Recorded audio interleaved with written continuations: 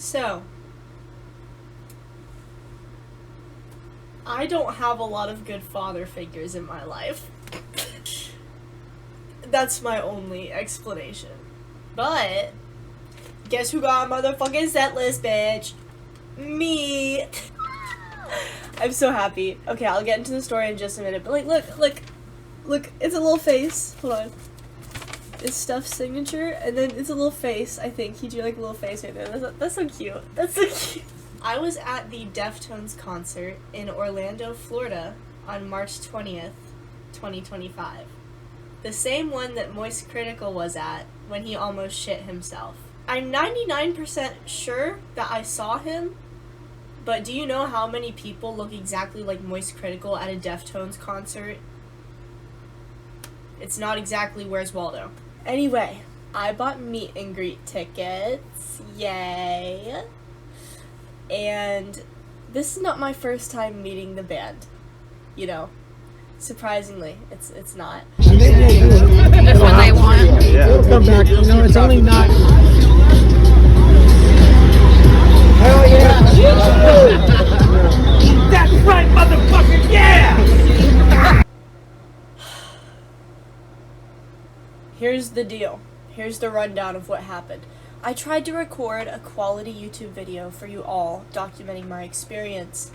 However, I was sleep deprived, I was hungry, I was thirsty, I hadn't drank anything, because being barricade is never a fun experience. 90% of the time is you standing there suffering, waiting for the band to come out. The 10% is worth it, but the 90% sucks. So eventually, you know, I gave up on recording, but I will include what I did record of the show.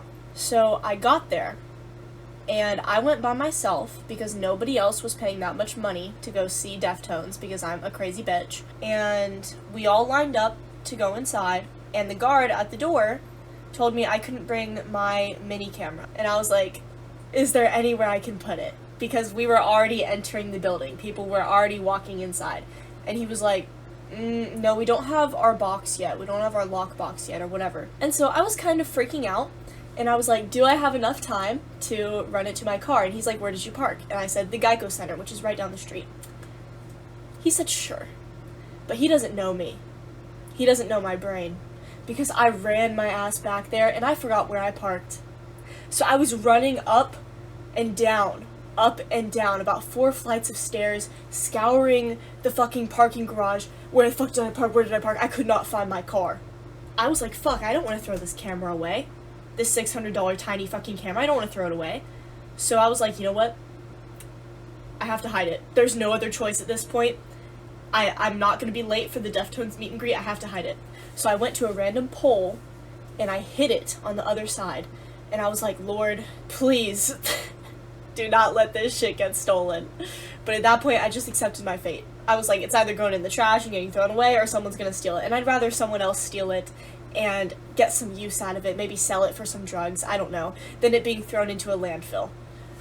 So I left it there, and I ran back, and at this point, my hair was a mess. I was sweaty. I ran, I was the very last person in the line, and the guard was like, I told you would make it. And I was like, yeah.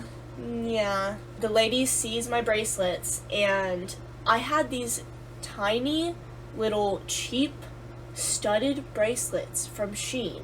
So obviously, as you've seen before, this time we have the addition of some fishnet gloves that couldn't hurt a fly if I tried. And she was like, yeah, you can't have those, you have to throw them away. Okay.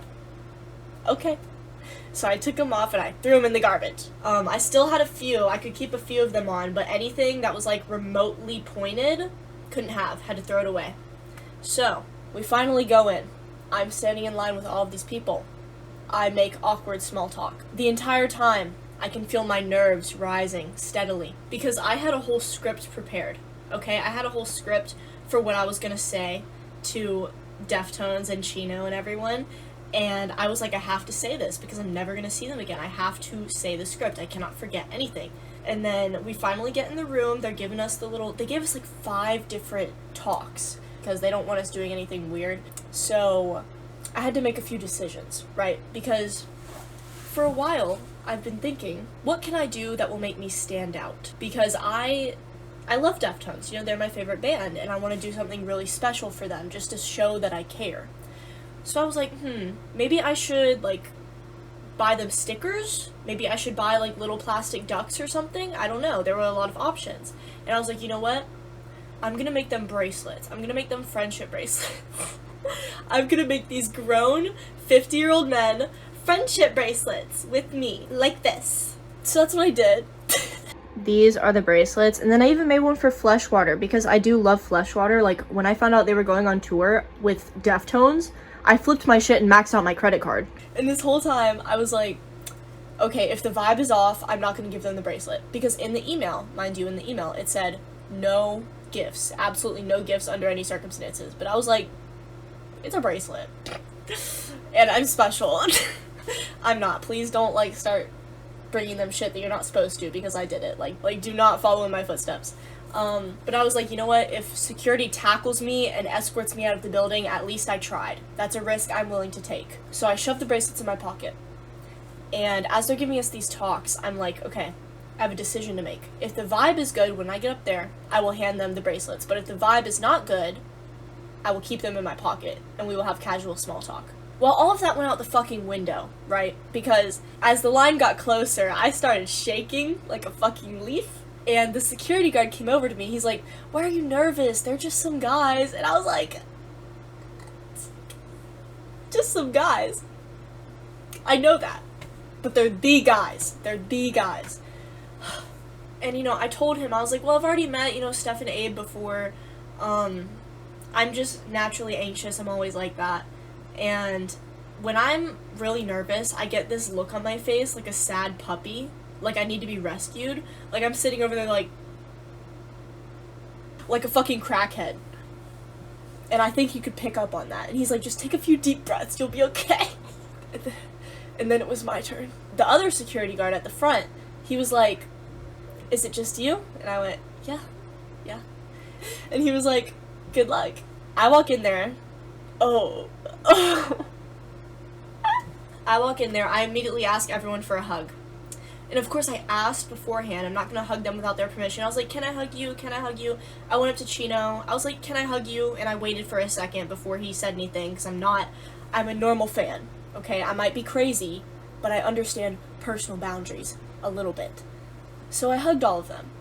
And then I went up to Steph, and I was like, Steph, I don't know if you remember me. Nashville 2022, I waited outside, and I gave you a joint, and we smoked it, and you showed me Oliver Tree music videos for like an hour. And then Chino kind of laughs, and he's like, that sounds like something Steph would do. And then Chino was like, well, the important thing is, do you like Oliver Tree now? And I kind of looked at Steph, and I was like, no. I was like, no, sorry. And then I did my, oh god. And mind you, I've been rehearsing this in my head for months. I reached into my pocket, and I was like, I don't have any more weed for you guys, but I have something better. And that was probably a little concerning to security, so I had to be fast before they fucking tackled me. And I pulled out the bracelets. I was like, I made you guys bracelets with your name on them. And they probably thought I was crazy. I immediately went over to hand them out. I was like, you guys can throw them away. You don't have to wear them. Like, I completely understand. I just thought I would give you something to show my appreciation. I gave one to Abe, and then Frank, and then Chino, and then Steph. And everything was fine up until that point. Then I had another decision to make. Was I going to trauma dump on the members of Deftones? And in my dehydrated, sleep-deprived little brain, I said, yes, I am going to trauma dump. So I went, I'm so sorry, I have to trauma dump on you just a little bit. And yes, I used that word, which none of these 50-year-old men understood what that meant. I'm hoping they Googled it or something. And I went, my mom was an addict, and she overdosed right before y'all's last show. So y'all's music really helped me through that. Like, I owe you guys my life, and what you're doing is so amazing. But I didn't say it like that. No, I was on the verge of tears. I was shaking. I could hear my voice shaking. Like, I was about to have a full mental breakdown, and we still had to take the picture, right? So Chino, I couldn't even look them in the eyes after this. I couldn't, because I was like, fuck, what did I just do? But it was too late. It was too late. So I was like, I gotta take the picture and I gotta get out of here. Because if I stayed, I would have started crying. Chino went, oh my god, well stay strong. And I was like, thank you. And then we had to take the picture. I wanted it to be a little funny, a little cunty, but my vibe at the time was not giving that. My vibe was giving scared. My vibe was giving lost child in a supermarket. So I haven't seen the pictures yet. I hope they come out good. If anyone watching this knows any of the members of Deftones, I need you to develop a memory eraser gun and fucking shoot them in the head with it. Don't kill them. You gotta erase all memories of me. I can't live like this. Realistically, it's not that bad. It's not that bad, but I'm freaking out anyway. We took the picture. Someone said something about my sunglasses, and I was like, I laughed. And then I went to leave, and Chino was like, well, have fun tonight, and I turned around, and that was supposed to be my line, right? Because I've been rehearsing this in my head for years and months, my entire life, actually. And, you know, in my head, in my perfect plan in my head, I was supposed to walk out and be like, you guys have fun tonight out there. You know, like some manic pixie dream girl shit. But instead he said that to me, and my brain malfunctioned, and I went, have fun!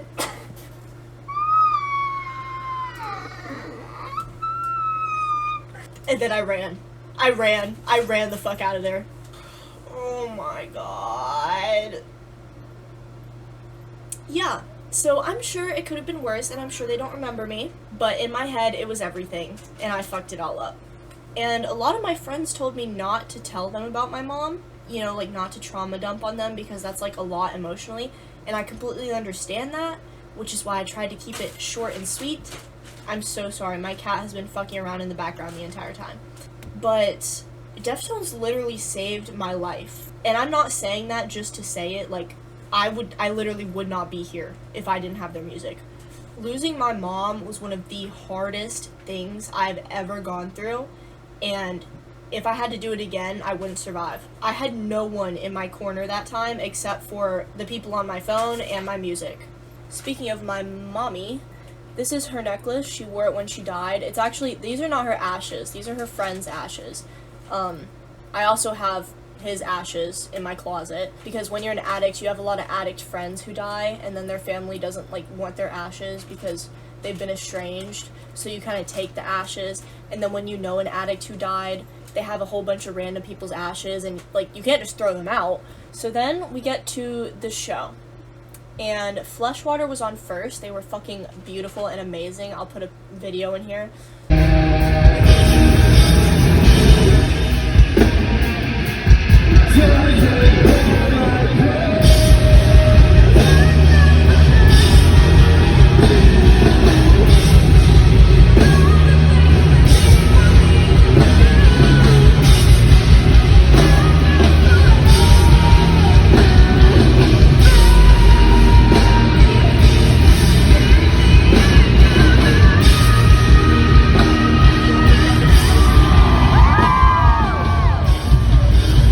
That's partially why I paid for the meet and greet tickets, because I love both Fleshwater and Deftones so much. The Mars Volta played for about an hour after that, and if you've been keeping up with Deftones and their 2025 tour at all, you know the general consensus around that.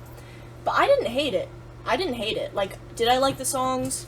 They were okay, but the vibe did not match what Fleshwater left us with. Like, we went from being so high energy from Fleshwater to jazz club music. But I will let y'all know, that little girl they had up there playing with them, she was hypnotizing me. Like, she was doing all these weird funky movements with her hands. It felt like she was staring into my soul, and I couldn't look away. I was like, that and all of the lighting behind her, I was encapsulated, entranced, and I ended up enjoying it a lot more than most people did. And then Deftones came out. Fucking beautiful, wonderful, amazing, as always.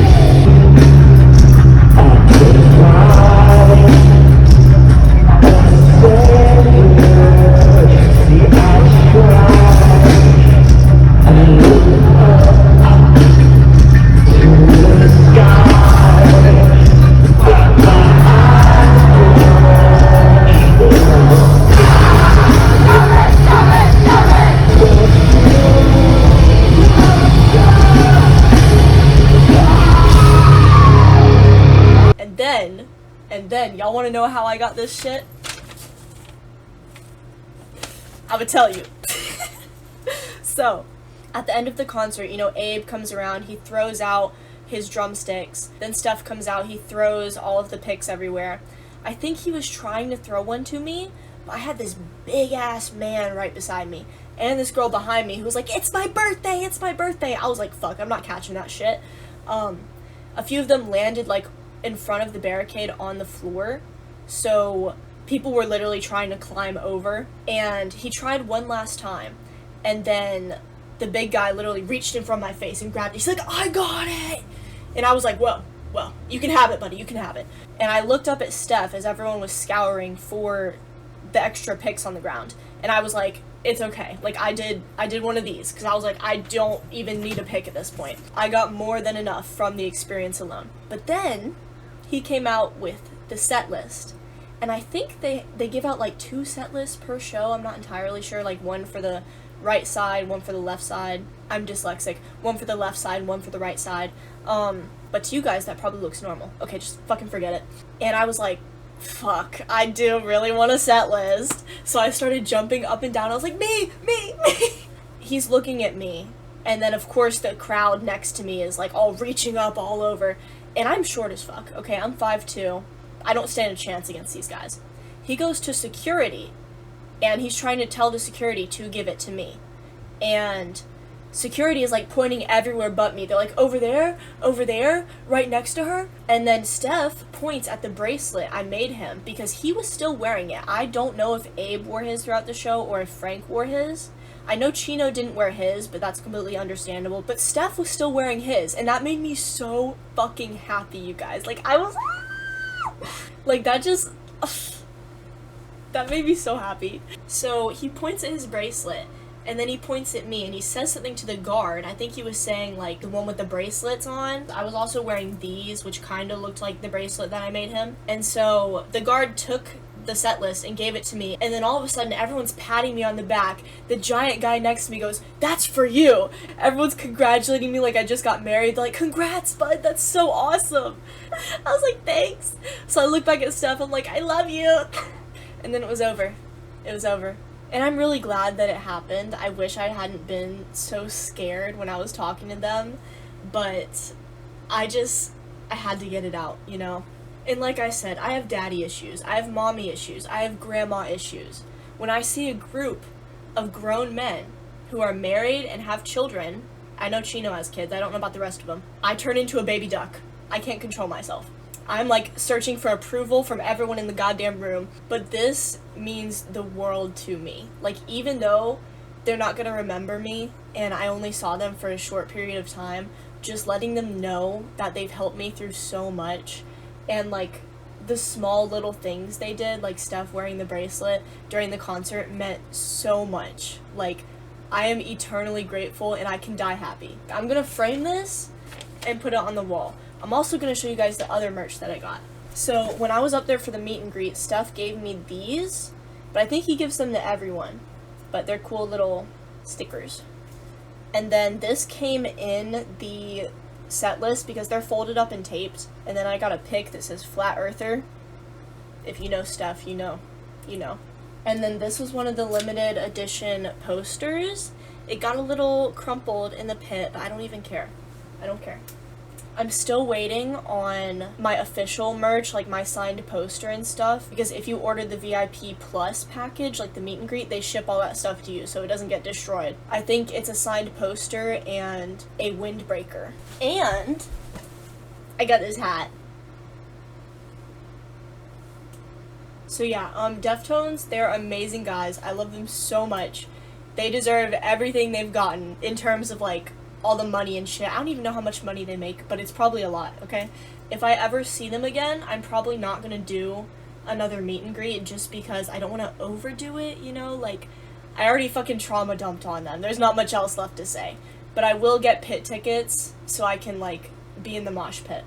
As much as I love being barricade, I want to be thrown around in the pit. So yeah, thank you guys so much for watching. If you ever get a chance to see Deftones live, I definitely recommend it. They're so good.